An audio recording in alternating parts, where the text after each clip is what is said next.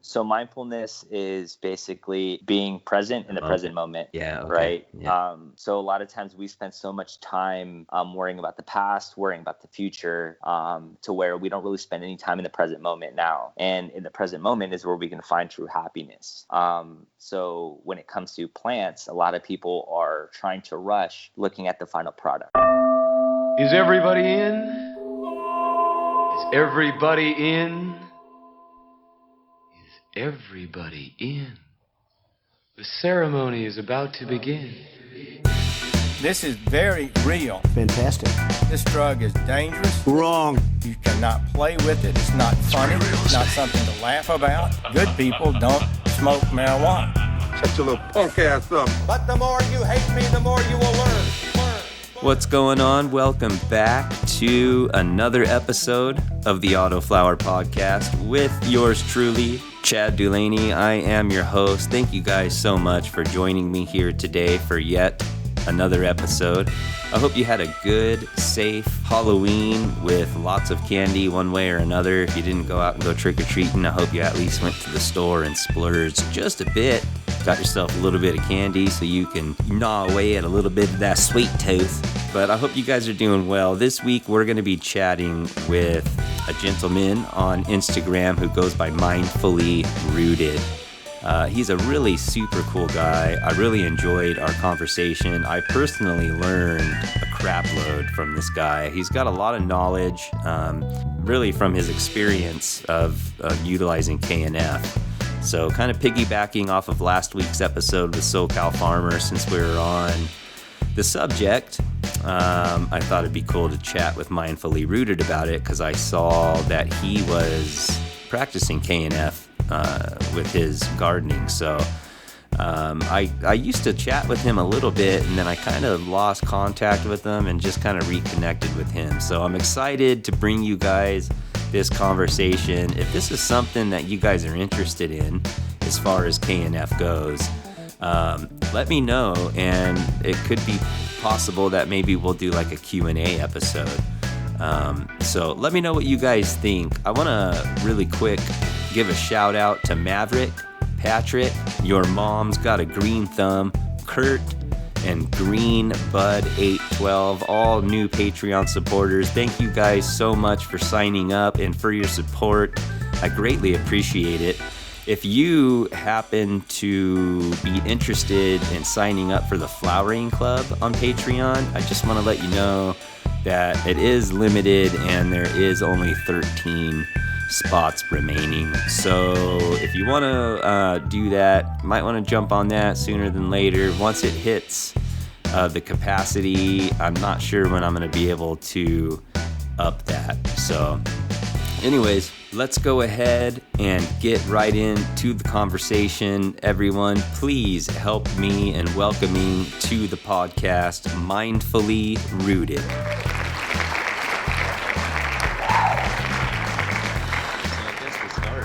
Give us a little bit of a history on how you got into growing in general, or gardening in general, with cannabis and other plants. Yeah, man. This has been an interesting rabbit hole for sure for me. I mean, I've grown up most of my life with some, I guess, background with cannabis, and it got to a point where I'm like, you know what, man, I'm not buying this stuff anymore. Like, I'm just gonna start growing it. And went down, buying bottled nutrients, went down to my local hydro store, and a buddy of mine told me, it's like, this is what you need, and here's a pot, here's a plant, here's a light, and just started kind of growing. And then from there, like, I realized that I didn't really have the space to really experiment, to understand plants, given just with the legalities of cannabis, I guess, at the time. So then I started just really popping vegetable seeds, man, and fruit seeds, and just really wanted to understand how plants grow. And that turned into a whole another rabbit hole for me. Just kind of, yeah, people say cannabis is a gateway drug. To me, it was like a gateway drug to fruits and vegetables, to be honest. Same here. And into once I started doing that, I'm like, you know what? I'm not going to use chemical fertilizers on my fruits and vegetables. Like, that's just way too expensive. So I started looking at other techniques and other ways to kind of do it. And that's kind of really led me down to like where I'm at now with a lot of like regenerative farming techniques and doing stuff like that. A lot of Jadam practices, a lot of KNF practices. And yeah, once I hit that rabbit hole, man, that's been a whole another world for me. I don't want to come out of. Like it's been phenomenal for many different aspects. But yeah, so that's been kind of my journey with I guess like just growing in general. Started with cannabis and led me to lots of fruits and vegetables. Now we have like a little family garden at one of my family members' houses, where we're kind of setting up a bunch of garden boxes. And especially once COVID kind of started, we're like, you know what, we're just gonna really let's up our game a little bit and really start trying to grow more, be more self-sustained for our own family, not just my immediate family, but like my other family members as well. So now we're just kind of expanding our garden space and really trying to apply these techniques that I've been studying for a couple of years now. That's super cool, dude. So are you using like the KNF stuff in your cannabis as well, like for everything pretty much across the board? Yeah. Oh yeah, for sure. So I mean, I started off making like LAB. It was kind of like one of the easiest things to make, just using like the rice wash and the milk and stuff. So what is that? I guess if I can pause and stop you right there, because I see pictures and is that what you call it, LAB? I just always said lab. Yeah, it's okay. Lactic acid bacteria. Okay. It's basically a lot of what your gut biome is made out of. It's what's in the air. It's what's on your skin. So we're basically just culturing beneficial bacteria from the air into a starch solution, which being like the rice, and then using the milk, basically the lactose in the milk, for it to grow and populate itself. And then you extract the serum, and then you can use that in your garden. I know a lot of people, when they look at KNF, they kind of look at, like, at least in the cannabis community, as labs as being KNF, but honestly, like, labs is a very small percentage at all. I mean, even if at all, like in that realm, it can be used for emergency situations. It helps with PM. You can use it preventatively for things. Helps with leafy greens. But that's not the heart of KNF by any means. Yeah. So can you actually drink that stuff? Oh yeah, I do. And is it beneficial for you? Hell yeah. Reminds me of like I got a buddy in Oceanside who owns. You ever heard of Living Tea Kombucha? No. They're all throughout San Diego and like Southern California. But anyways, it reminds me of like kombucha almost or something. Like completely. Yeah. So I personally do drink it. I brew my own kombucha as well.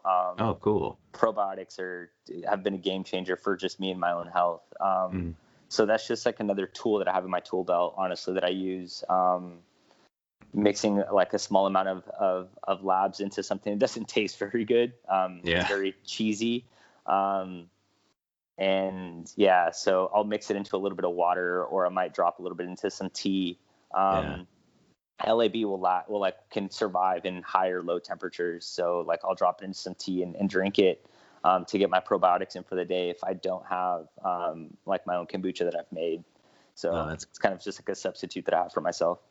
Yeah. And then so how do you incorporate that into your plants? So I use that if I don't have anything else to kind of add into for beneficial bacteria. Like I'll add that in every so often. Sometimes during transplant I'll use it. If something kind of funky is going on in my soil, I'll use it. I also get spent beer grains that I make bukashi with, and that's what I use instead of buying EM1. You can substitute labs as EM1 basically. EM1 I believe has a couple of other components into it, but instead of spending the money, the majority of it is lactic acid bacteria. So, I mean, you can just really use that instead for pennies, man. It's so cheap to make. And if not even for your plants, like use it for your own health. Like it's amazing. It's good stuff. So you inoculate that basically kind of into the spent. Yeah. Yeah. So I get the spent beer grains from buddies of mine that brew beer, just as a hobbyist, and I'll dry them out. And then I'll basically add the LAB in. There's a recipe online. I think it's Terragenics. I don't know if that's how you say it or not, but I think they have, the people that sell EM1 have a recipe on their website, and basically anywhere it says EM1, I just use labs instead. Oh, okay. That's super cool. So, man, that's like a well-rounded thing to kind of have in your tool shed, so to speak, I guess, huh? Yeah. Just for all kinds of stuff. And it'll last a couple of months. It's super active, so keep it in a little bottle inside your fridge, because it's living. And just take a little bit out and drink it, or add some into your soil and stuff like that. Especially if you have some dead soil, like it'd definitely be helpful to add that if you don't have anything else. You help bring it back to life, add some microbial life back in there, or condition it. What does that do for dead soil? Basically, yeah, all the above. But that's just a small part of it. I mean, when you really want to get the soil going, IMO is going to be like your game changer. IMO is like 80% of KNF. Labs is just a very small component, but IMO is definitely the game changer. Once you can get that going, get a good collection, get multiple collections. So let's chat about that. Yeah, or let's shift gears and go down that avenue then, because I'm, like I was telling you before we hit record, I'm totally interested in KNF, especially after chatting with SoCal Farmer, and after just returning home from spending 3 weeks in Alabama out in the woods, where it's just, dude, there's just so much plant life. It's just flourishing. Right. There on its own. No human interaction.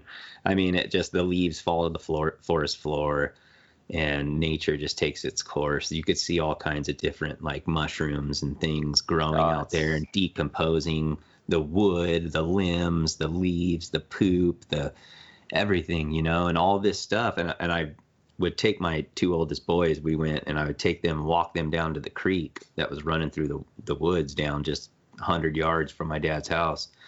And it's like, I just couldn't help but look at this forest and just view it in this way, because like you're saying, it's because of growing cannabis. I never really had this much of an interest in plant life in general until I started growing cannabis. It opened up a whole nother door for me. Yeah. And I just couldn't help but walk through the forest and just think, like, nobody ever goes out there into those woods right there, really, because it's my dad's backyard. And but everything's so alive. It's so rich. That soil is so rich. You could just tell, man, all that stuff. So then I came home, talked to SoCal Farmer, did an episode with him. He introduced me. He kind of sparked my interest in KNF. And then I went and binge watched like a lot, man. I mean, I was like, my eyes were all bloodshot. I was watching YouTube videos of Chris Trump for just hours upon hours. And then I started watching lectures with, they call him like Master Cho or Master. Yeah, Master Cho. So Master is it's more of a translation as like a teacher, right? In Korean. But yeah, he's I've met him once. I went to a conference with him. Oh, sweet. Really cool family. Yeah, him and his son and stuff like that. The guy that created Jadam. That's a whole another area that's I would recommend to go check out if you haven't already. What is the difference between that and KNF? So, I mean, they come from like the same, I guess, school of thoughts. Like the whole thing is like regenerative agricultural techniques. Jadam is more so just using anaerobic, more anaerobes than anything. Like you're creating liquid fertilizer with anaerobic bacteria using. So actually, let me back up real quick. The biggest difference is where you're collecting your microbes. With KNF, you're putting out a bed of rice to collect microbes on rice, where Jadam uses leaf mold. So you're basically going underneath the trees, finding where you're in Alabama, you're saying all these leaves are dropping, the poop's all there and everything like that. And you move the leaves off a little bit, and you see all this decomposed leaf matter, almost humus matter underneath the soil or underneath the leaves, right? Well, that's your leaf mold. That's where the microbes have been working. That's where they're at. So basically, you're taking that component, and adding that into as your IMO basically, and you're using that as your inoculant to create a solution that they call JMS, Jadam Microbial Solution, using potato starch basically to grow. To populate the microbes. And I have a video of that on my channel, on my YouTube channel as well, kind of breaking that down. If you or anybody else listening wants to check it out. Yeah, for sure. I'll link to it in the show notes. But what is it? Just verbally shout it out too. What do you mean? Your YouTube channel. Oh, it's just Mindfully Rooted. Same as my Instagram. Yeah, same as my Instagram. Okay. Yeah, I just try to keep it all the same. Just to kind of make it simple for everybody. Yeah, that's super cool, man. So, okay, so it's kind of the way you're collecting and the microbes and stuff. So, because I'm not really too familiar with that. What do you call it? The Jadam? Jadam, yeah. Jadam. So the difference also is that Jadam is low cost agriculture. So they're taking, it's the cheapest things that you can use is what you want to use. You're not trying to go to the store. The idea is to take you as a farmer away from being a consumer and being more of a producer. Right. That's kind of the idea, to get the farmer to actually become more profitable using these different techniques. So instead of buying fertilizers, you're using anything that's on your farm, basically. So if you were growing peppers, you're going to take the peppers that maybe won't make it to market because they don't look right or whatever the case may be. Maybe they spoiled or anything like that. And you're going to create a fertilizer for those to grow your peppers the following year. Okay. You're also going to use the microbes from the leaf mold that you collected out in the forest or up in your nearby mountains to inoculate your soil as well. So that's kind of some of the ideas behind it. I mean, there's a lot more to it. They also talk a lot about pest management. That's a whole, and I think where Jadam plays the biggest key when it comes to for cannabis is their IPM, using like a Jadam wetting agent, which is made from canola oil, potassium hydroxide, and water, and you're basically making a soap, an emulsifier that you can use to spray your plants down with.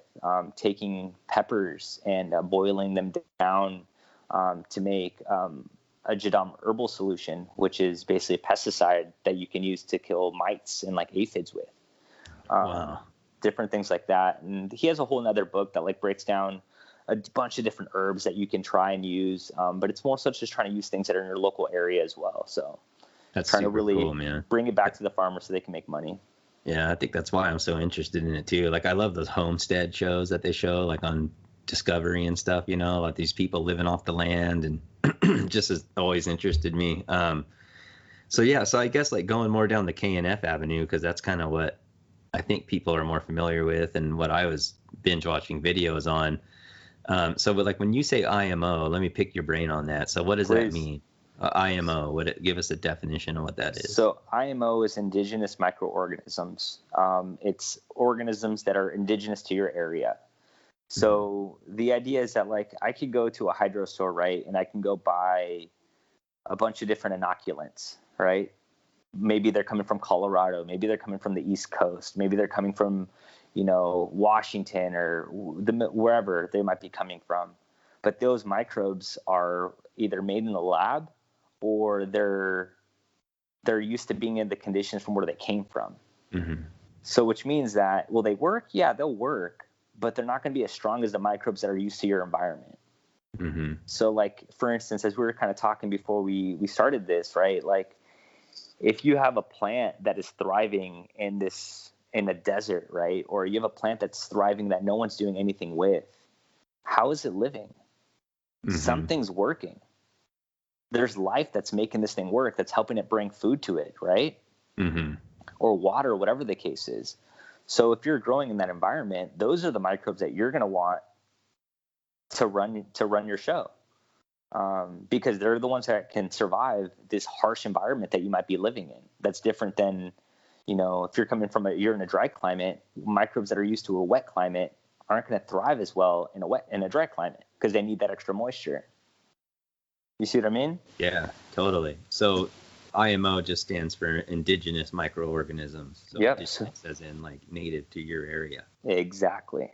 Yeah, that's so fascinating, man. And so like like where I live in a tract home, everything's been bulldozed and leveled, and the soil has been so disrupted and dead. It would be ideal for me to go collect some indigenous microbes from nearby, right? To reintegrate into my soil and kind of kickstart my garden and start building it up. Is that the idea? Ideally, yeah. So you would try to find areas. I mean, I can't really give you like a radius to kind of go based off of. But the closer you can get to your area, the more indigenous they are, the better. From a slightly higher elevation would be even more ideal if you can. So if you have any kind of nearby mountains, any nearby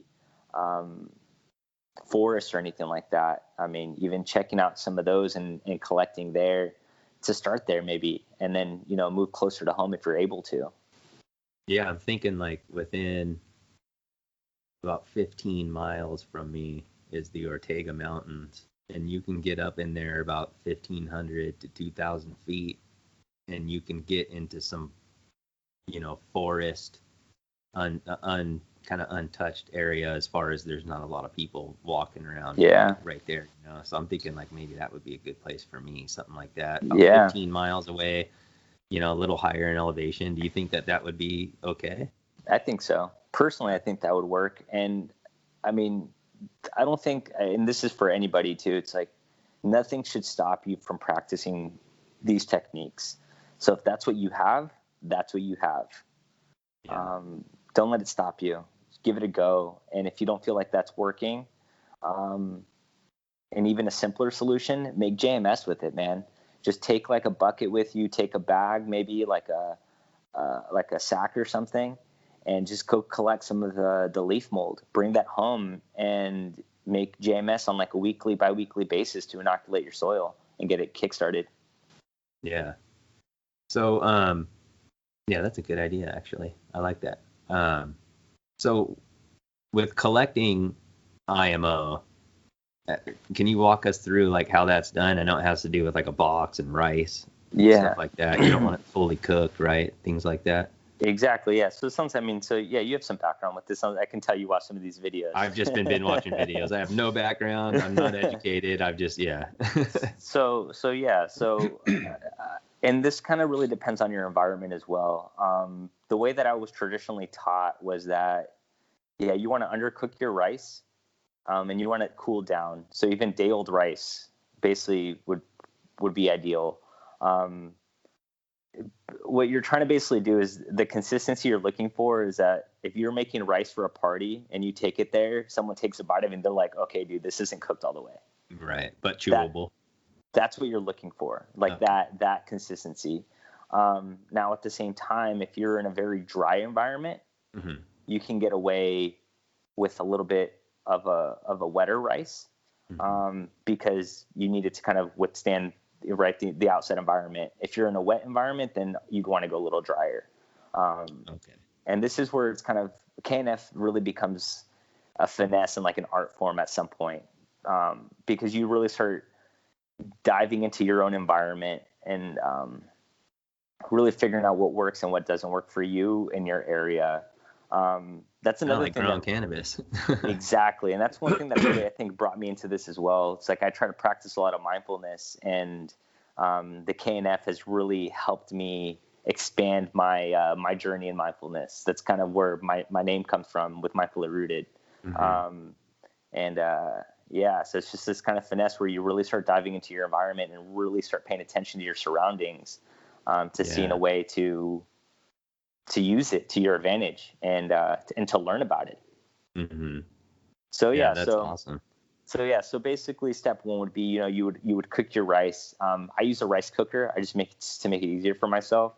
And I typically cook my rice like a cup of rice to maybe like 3/4 of a cup of water to a cup of water, like 1-to-1 or a little bit under in the water. Obviously you're not adding any salt or oils or anything like else into it, just plain rice. And then I let it sit out for I'll leave it in the rice cooker, or I'll put it in the fridge and kind of just let it sit overnight. And then, so when it comes to the actual collection, I started using a tortilla basket. That's been my go-to. Because once again, I feel like a lot of us, it's human nature. We create a lot of barriers for ourselves when it comes to doing something, or why we can't do something. So we're like, well, I can't do this because I don't have a proper box. I don't have a box made out of cedar. I don't have this, or I don't have that.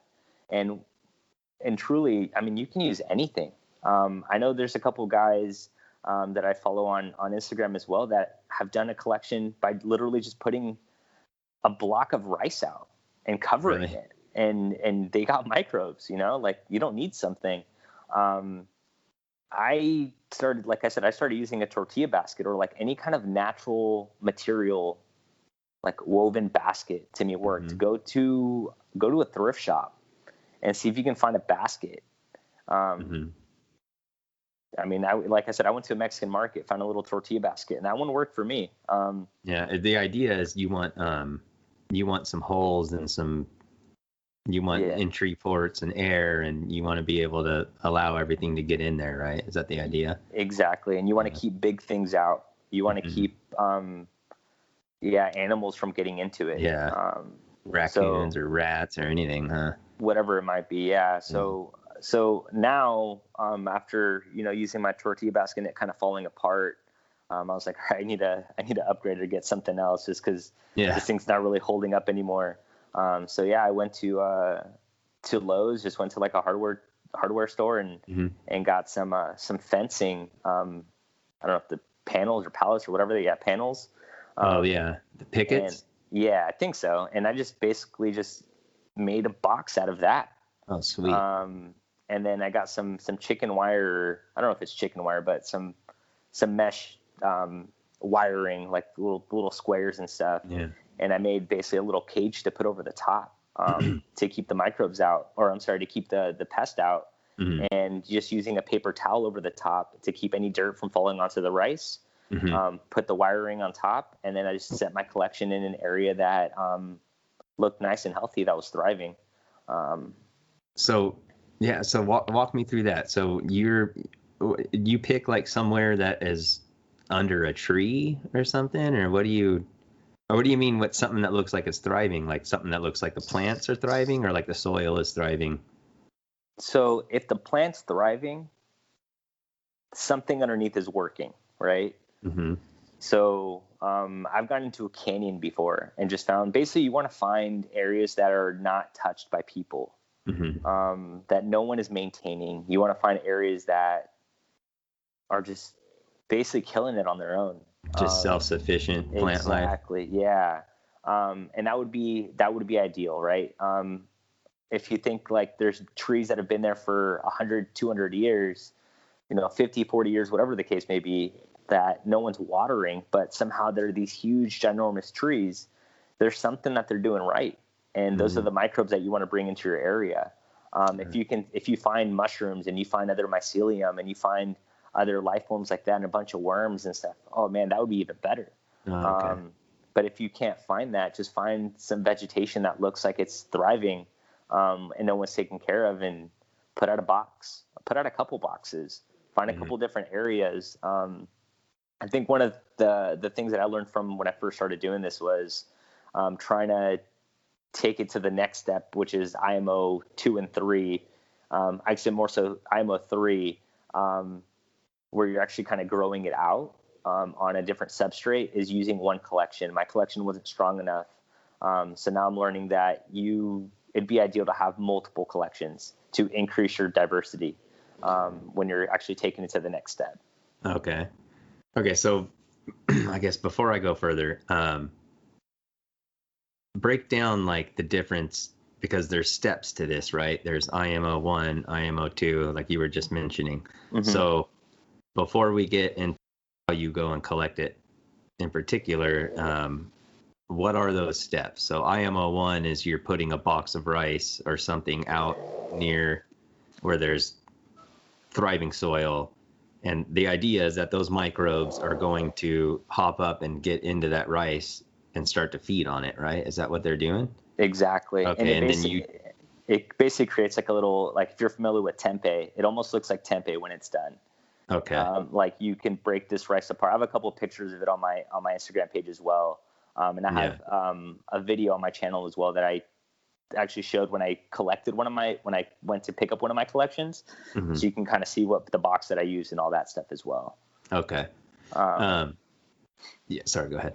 No, I'm good. Go for it. Okay. So, so you put the rice out and you leave that for like, I mean, we don't have to get into too much detail, but you put the box out and you leave it for like what, 5 days, something like that. 7 days. Yeah. 5 to 7 days, like a week. And then you go collect it. And if you open it up and it's got mycelium or whatever, you'll see like the cotton candy type stuff coming off of it. Then it's successful, right? As long as this is the right colors and stuff like that. Yeah.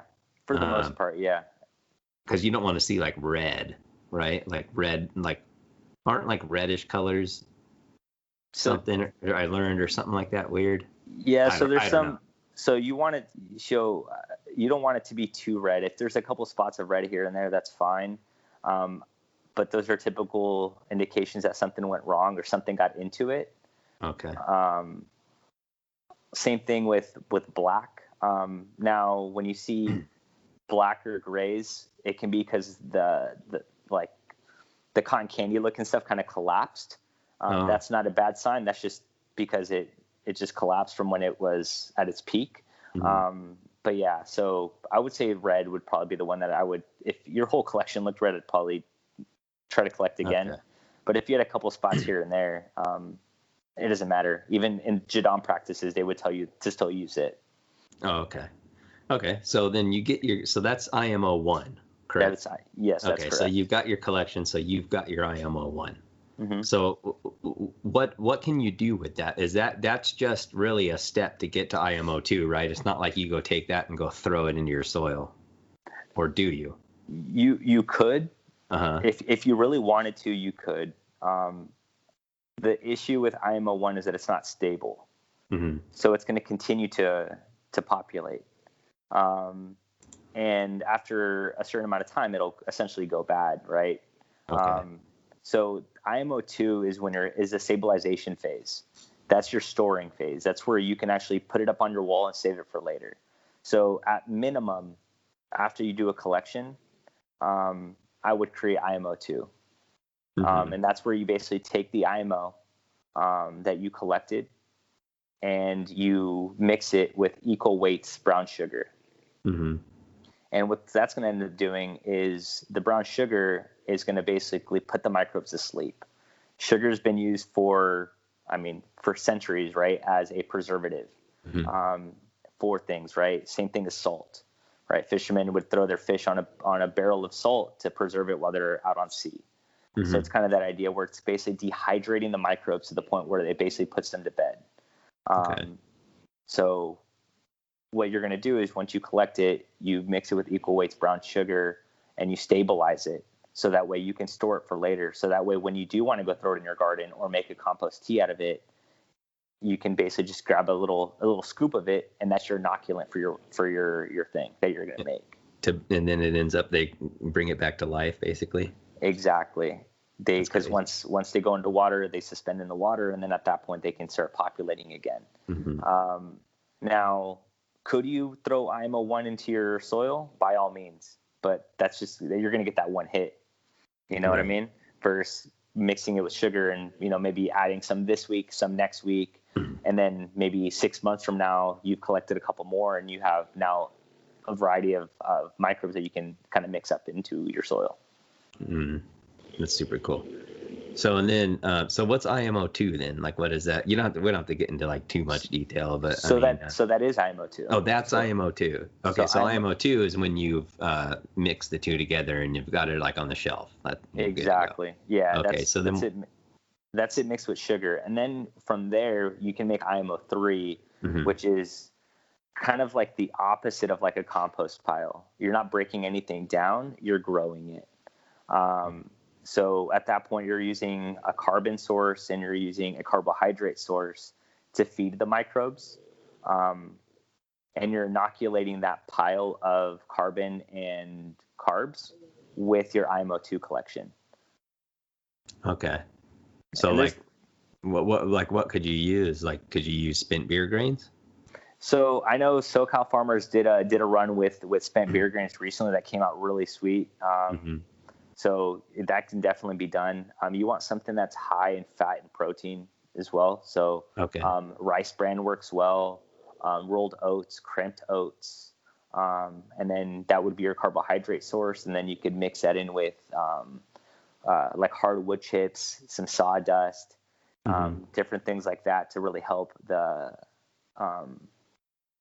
like the fungus kind of really grow and attach to it to create these clumps of life for you. But there's other things that are mixed into it as well. Like that's where a lot of the other solutions come in. Like the OHN gets mixed in, your free FPJs get mixed in, some seawater, humic acid. Yeah. There's a couple of other components, but yeah, that's a whole nother conversation. Yeah. But yeah, so basically IMO3, you're populating your microbes onto a substrate, carbohydrate, and a carbon source.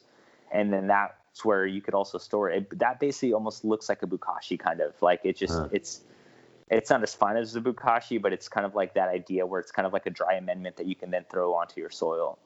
And then from there, now you've grown. So you basically started with like a little bit of rice, right?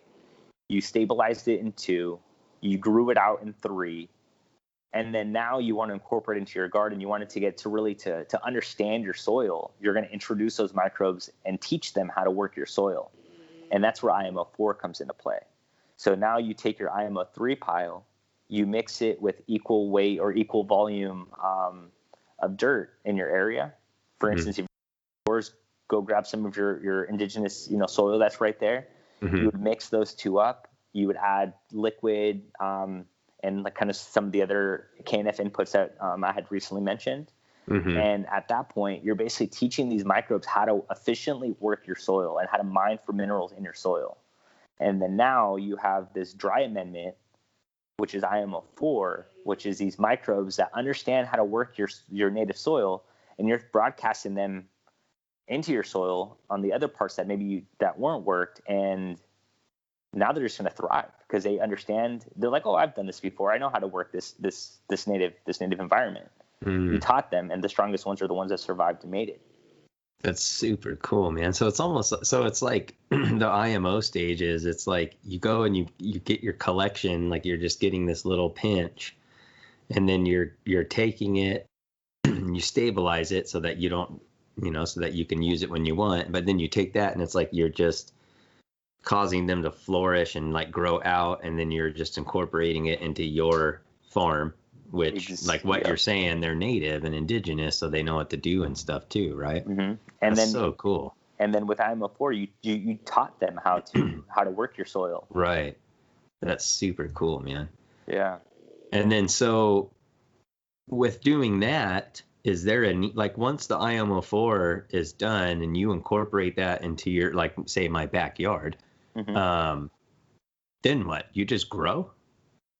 Yeah. You just grow in it, and you don't have to add, like NPK stuff and all, like because the microbes are in your soil and they're creating everything your plant needs. So yes, for the most part, I would say for the most part. I mean, there's more to it than that. Like, I mean, as you're, with organic farming and stuff like that, I mean, you're still adding a mulch layer to it because you need to protect the microbes. You need to protect your soil. There needs to be organic matter in your soil as well for them to start mining as well, and to pull those components out for water retention reasons, things like that. But yeah, they're definitely going to really start helping to break things down and really start helping that network grow in your soil.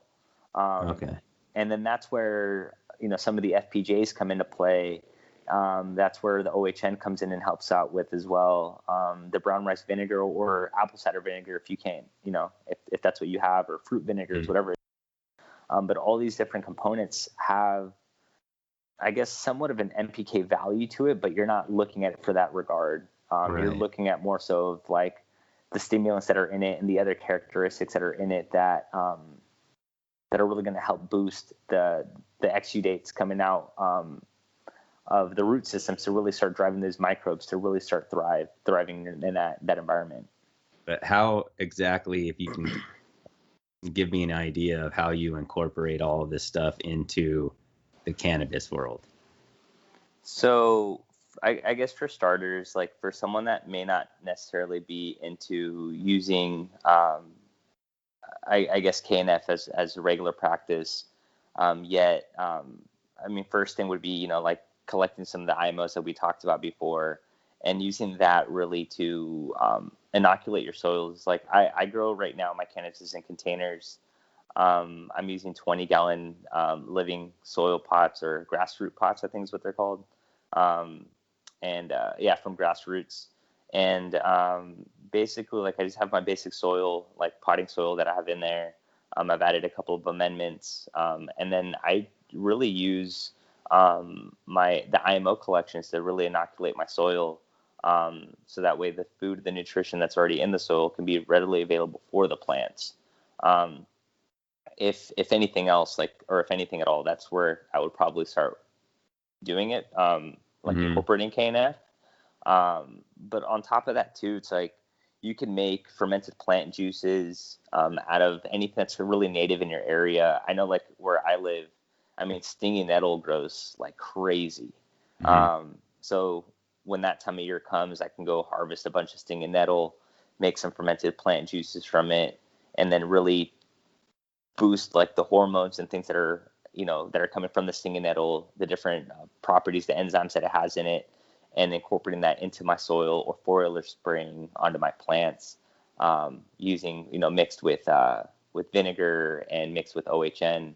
But hold on, let me back up real quick a little bit. So two components, right? When it comes to incorporating cannabis, you can make what's called like a basic maintenance solution, which is a mixture of brown rice vinegar, 2 parts brown rice vinegar, 1 part OHN, which is Oriental Herbal Nutrient, and 2 parts FPJ, fermented plant juice.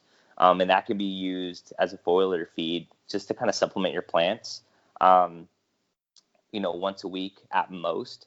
Every 2 weeks, could be used as well.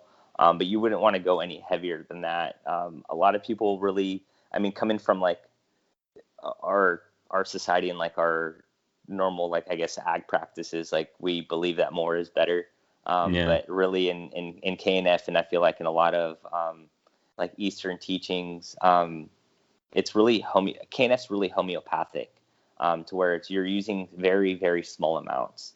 Like we're talking like 4 milliliters a gallon of OHN, and that's max. Like you don't want to go over that once a week. Same thing with FPJ, you're using 8 mils, basically a gallon, or the vinegar, same thing. And that can be basically used, sprayed on your plants just to kind of keep them maintained, keep them nice and healthy. So that's like, I guess, the base thing that I use on top of using my IMO. Another really key component, especially for, I look at for cannabis growers, is cannabis really has like this really nice, I guess, like growth projection where, like, you grow a tomato and like a tomato can be fruiting and flowering and vegging like all at the same time, right? But cannabis doesn't do that. Cannabis will go through a veg stage, they'll go through a transition, right, where they have their stretch and then they produce their flower.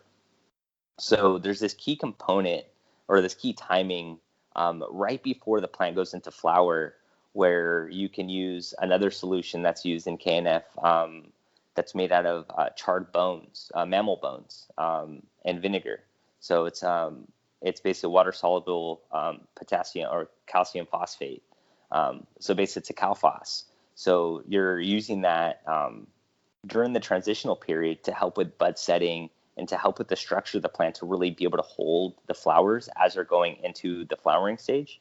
And it's really, if you look at some of the nutritional cycle videos that like Chris Trump or Drake from I think this Natural Farming Hawaii, that he talks a lot about, like the nutritive cycle, where like the plants go through this phase of like morning sickness, same as a woman might, as they're going, they're having their baby and things like that, to where the plant has similar characteristics, to where the phosphate will really help induce a lot of that to smooth out the process, to allow the plant to have a stronger bud set come flowering time. Oh, interesting. So that's kind of where I feel like, if anything, like those three things are somewhat like the biggest areas where someone can use KNF when it comes to cannabis. There's more into it than that. You could also make FAA, which is fish amino acids, using fish waste and brown sugar, which is basically a really high nitrogen and amino acid source that's used during the vegetative growth of the plant. And if you really needed to substitute any kind of nitrogen later on in the life, you could use that as well.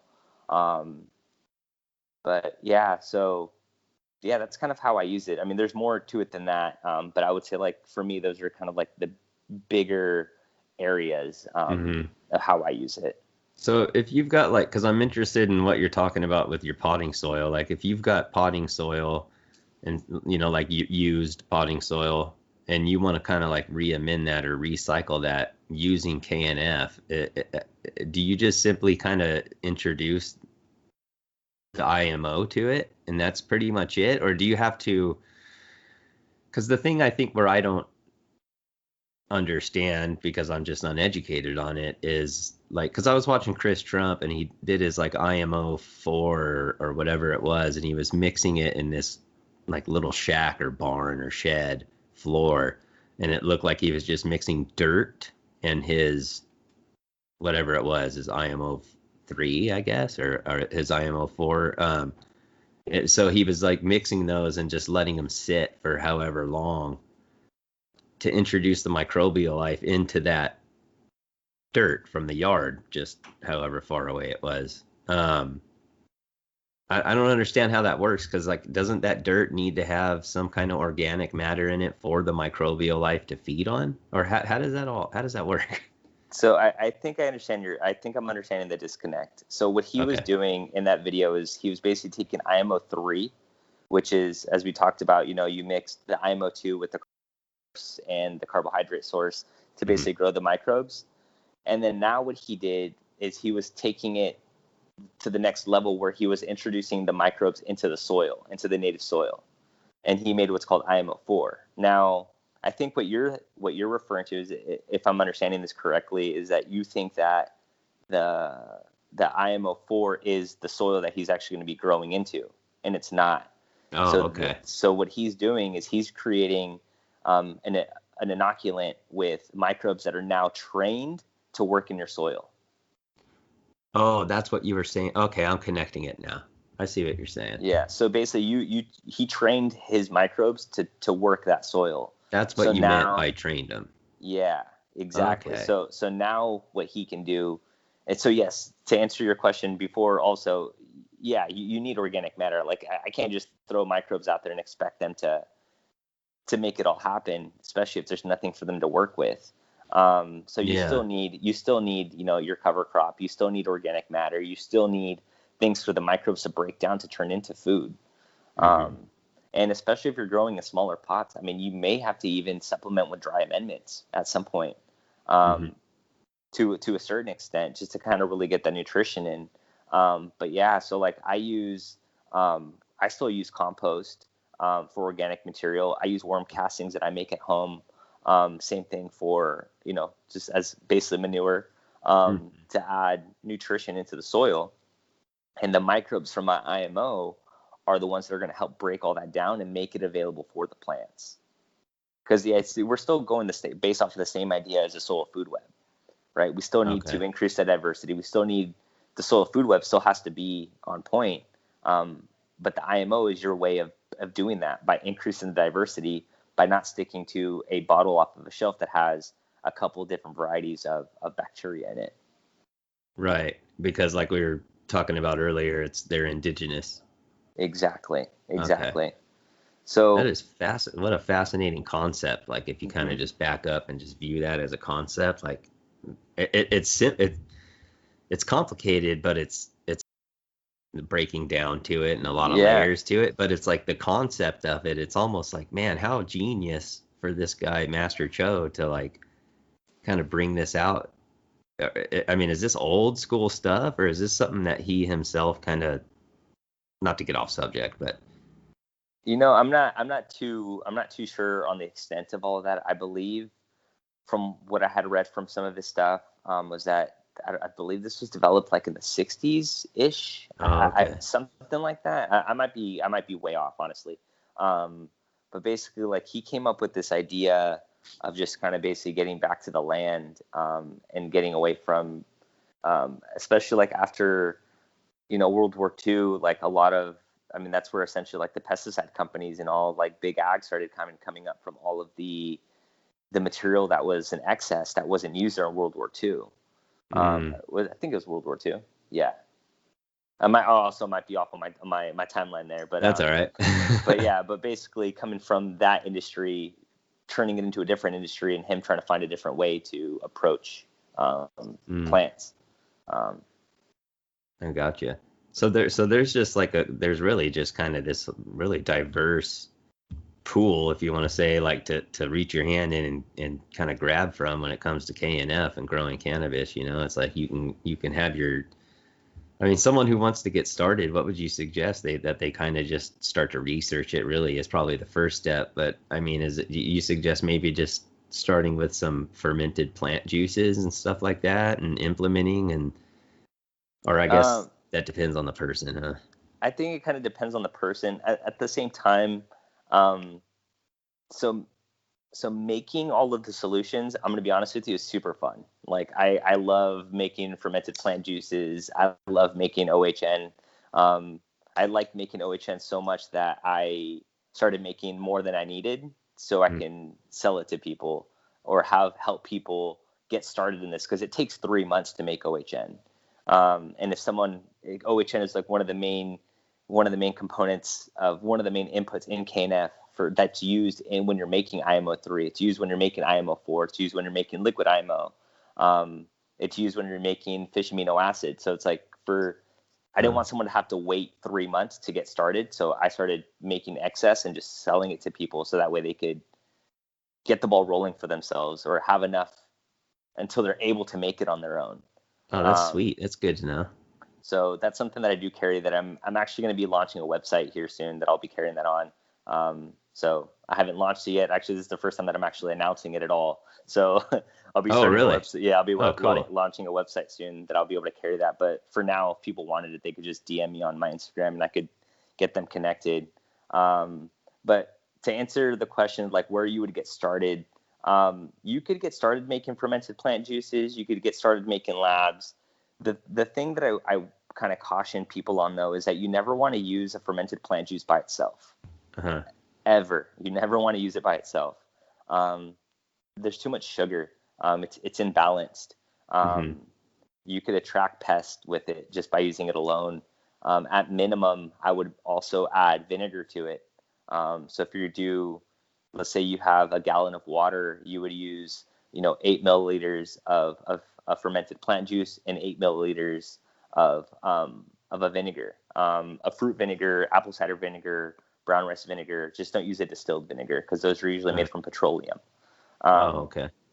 So if you did want to start with fermented plant juices, by all means, that's a way to go. I think where people are going to see the biggest bang for their buck when they're starting with KNF, and given that 80% of KNF is IMO, I would strongly recommend to people to start with IMO. Because most people, I feel like, that are interested in KNF they've been growing, right? Like, even for you, it's like you have a particular style, or you have a particular regimen that you kind of follow, right? And to get you into this, or to get someone else into this, I don't want to take you off of your road that you're already on, the track that you understand. I just want to help you boost what you're already doing.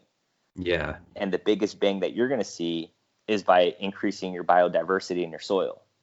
So if I can teach you a cheap way to do that using KNF techniques, that's where any grower, I feel like, will see the biggest return on investment. And all you need is rice. All you really need is rice and some brown sugar. Like, you don't really need a bunch of other stuff. Start with just using IMO2, and then from that point on, then you can look at taking it to another step. Another super cheap thing to do, that's especially if you live coastal, is go get seawater. There's over 80 minerals in the seawater. I mean, if you think about like that's where all of the rocks and everything essentially go into the ocean. I mean, the ocean is filled with minerals. Yeah. So there's no need to go buy a bunch of products from the store to remineralize your soil. Just use seawater 1 to 30 is really all you really need, and you can use that to really just boost your mineral content, especially if you're seeing like mineral deficiencies or different things like that in your plants. Seawater's golden. Really? How long does that stay good? Like if I went and got a gallon of seawater or something, how long would that stay good for? Man, I don't really have an answer for that. Yeah. I have a 5-gallon bucket that I just kind of fill up, and it's been sitting there for a couple of months, and I still use it. Yeah. It doesn't smell bad. It doesn't smell any kind of weird. I mean, the minerals aren't going to evaporate. So Yeah. I just have a 5-gallon bucket with the lid on it inside my garage, and I just go grab a cup of that every time I need it. That's super cool. Yeah, I was thinking that, and SoCal Farmer was talking about kelp and stuff. Mm-hmm. So Doing kelp, some stuff with that. kelp I've never used from the ocean. I've used kelp products in the past, but that's definitely something that I want to get into as well. Is using the kelp. Yeah. So I was wondering, like, because the idea of IMO is to have indigenous microorganisms, but what about when you're growing indoors? I mean, does that change everything because you're not in the sun with the same temperature and humidity as outside? Because you're When I kind of first in a fake environment almost, Yeah, when I first started this, I was wondering those exact same things. I'm like, how does this change the application of it? And what I came to, just at least on my own, was I don't think it really matters. Hmm. You may have to apply. You're gonna have to apply. You may have to apply the microbes more often than if you were out in the field, Hmm. because in a small container, it's going to be very difficult for you to actually maintain a proper soil food web or a balanced Yeah. soil food web. So same thing as like, when you're drenching with teas or you're making any kind of compost extracts Hmm. or anything like that, you might just have to apply it a little bit more when you're using it just to kind of keep it going. And if you have a microscope, even better. Take soil samples and start looking at what you're doing. Yeah, I was checking out that the Soil Food Web class by Dr. Elaine Ingram. Have you heard of that? I have. I've been wanting to do it. I'm still paying off student loans, so I don't want to. Yeah, that's the only reason I didn't do it is because it's like $3,000 for the course, and then at the end, like if you want to get going and stuff, you got to purchase like a pretty decent microscope, and I was just like, yeah, maybe Yeah. later on in life or something, not quite right now. So I figured, for me at least, I was going to take it from the approach that I did with KNF. I have gone to a couple of like workshops, Hmm. but most of it is self-taught and just doing It's the and from best way. practicing it. And so I went and bought a microscope, not like a high-end one, but like Yeah. a couple $100 microscope. Oh, damn.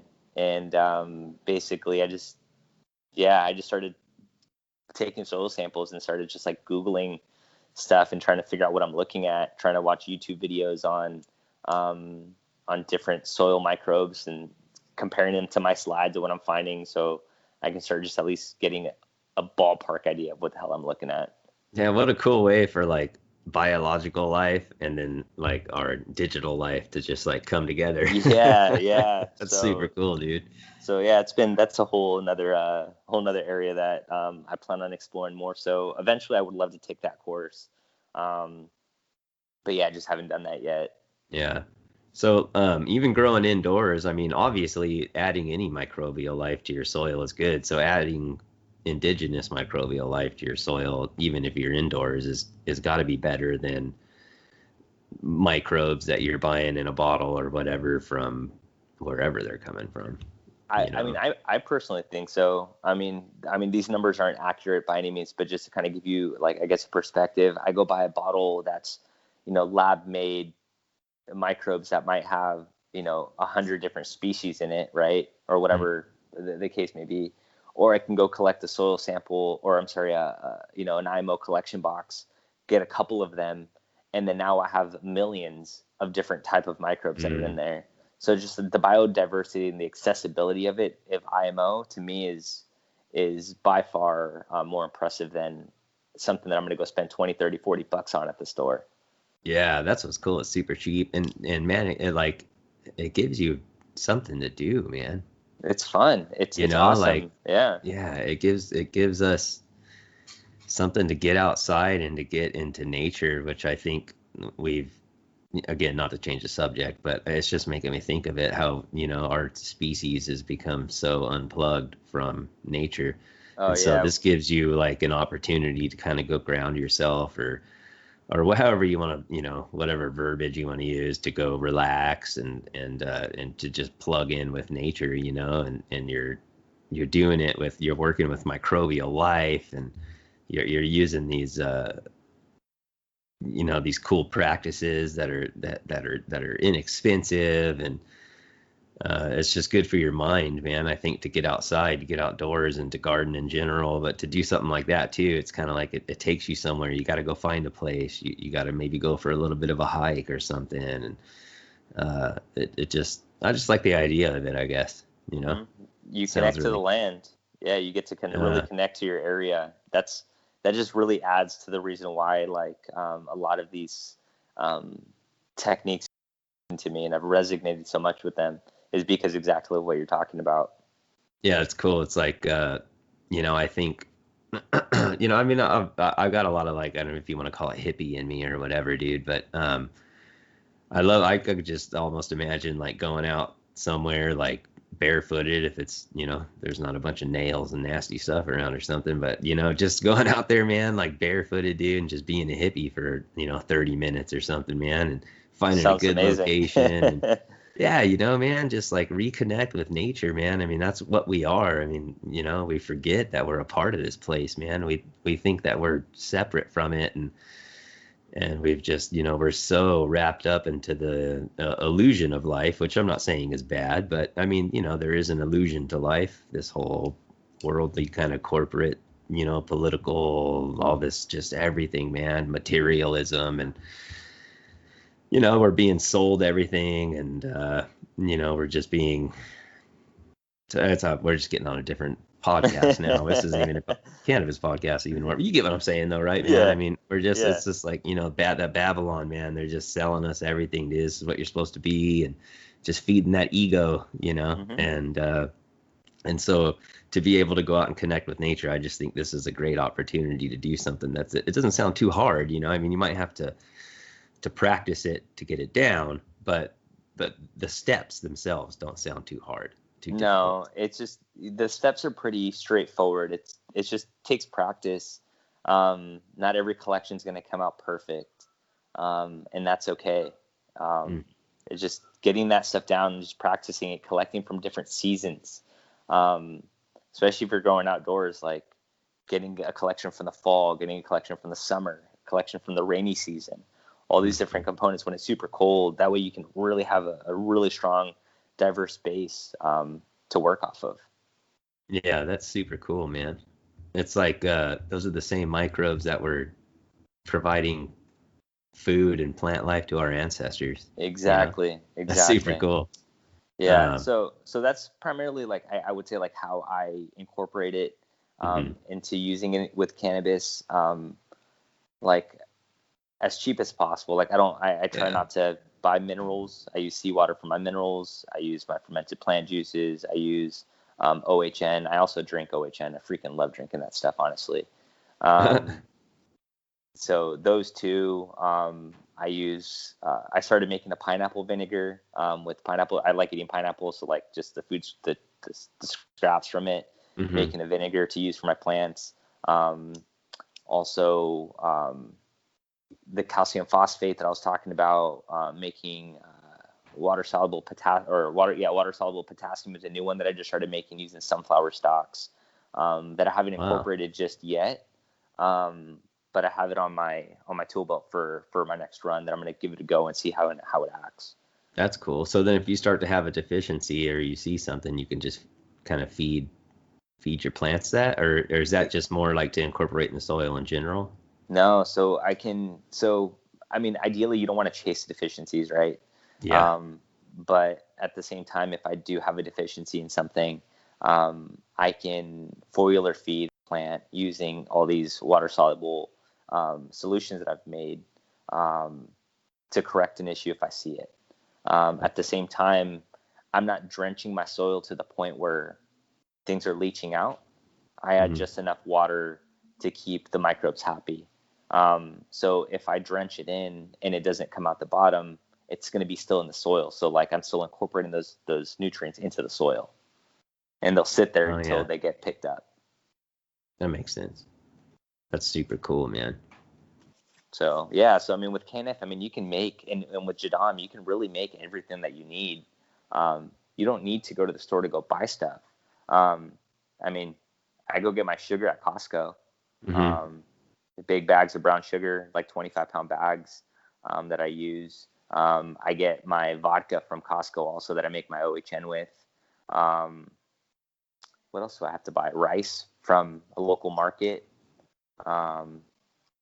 And then some like the dry herbs and stuff like that I use to make my OHN. But other than that, really like everything else. Everything else is pulled from the farm, from the yard.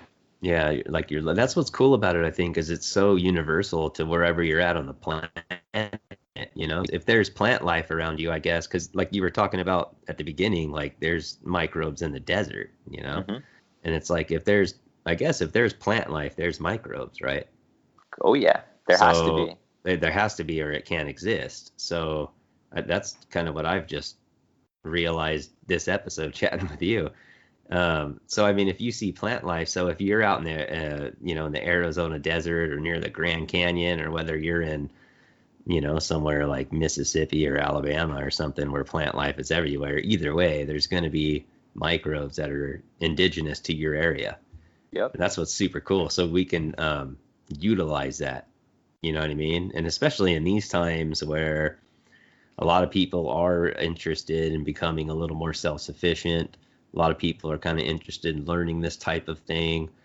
A lot of people aren't really interested in investing a lot of money either right now. So like this just seems like a really cool thing that could be helpful to a lot of people, right now in the world, really. And I automatically think of like, I've never done like plant humanitarian work, but like I've been to some places in Southeast Asia and stuff doing some humanitarian work, but I've got friends and stuff like who would go do stuff like that, like aquaponics and different types of things. And I'm just thinking like, man, even like KNF, like you could even take that as like a nonprofit type thing if you're all into that, you know what I mean? And just go and teach these.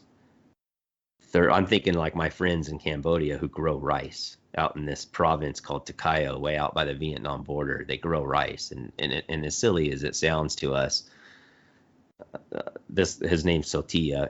This guy is like just genuinely thankful when it rains, dude, because they don't have irrigation there and stuff like we do here. You know what I mean? So they're totally dependent upon their weather. And but I'm just thinking like, man, like they probably never even heard of this.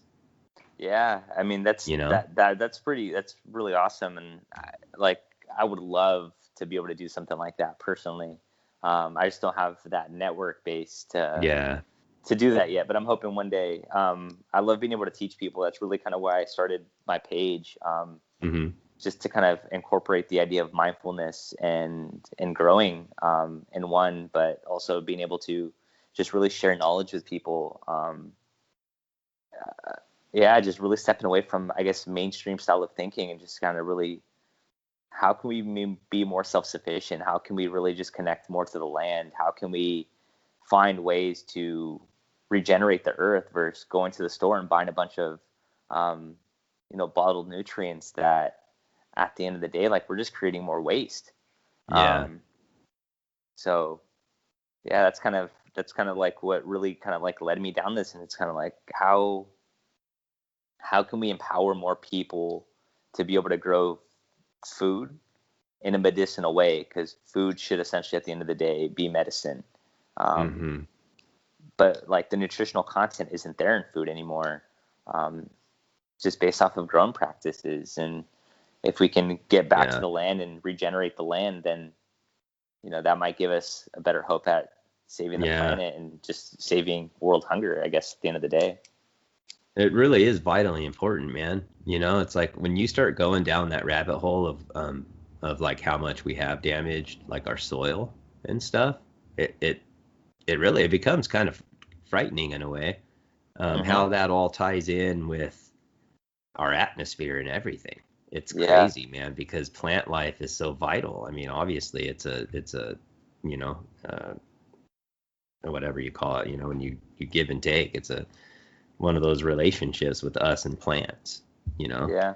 And so it's crazy, like some of the statistics and the data and stuff that's out there when you kind of go down that rabbit hole of how we've damaged our soil and we've damaged people, like Monsanto and some of these companies are like, I mean, they're really in trouble, man. I mean, some of these companies, like they're really in trouble with lawsuits and stuff because people are dying of cancer from their products, like legitimately. Right. And then not only that, but we've ruined the soil and genetically modified a lot of the a lot of the foods and stuff. It's just, we just got to be careful what we're doing, man. Yeah. And one thing that's really cool about KNF is that most of the things that you make, you can consume as a person.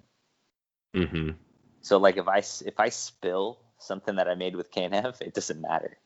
Right. Yeah, that's funny. I was watching that when I was binge watching those YouTube videos. I saw, I don't know if I already said this, but I saw a video and this dude was like, they were interviewing, I think it was a guy from like Roundup or something with these lawsuits, and he was saying how safe this product is that's in it. Oh, and so they offered him to drink some, and he goes, well, no, I'm not stupid.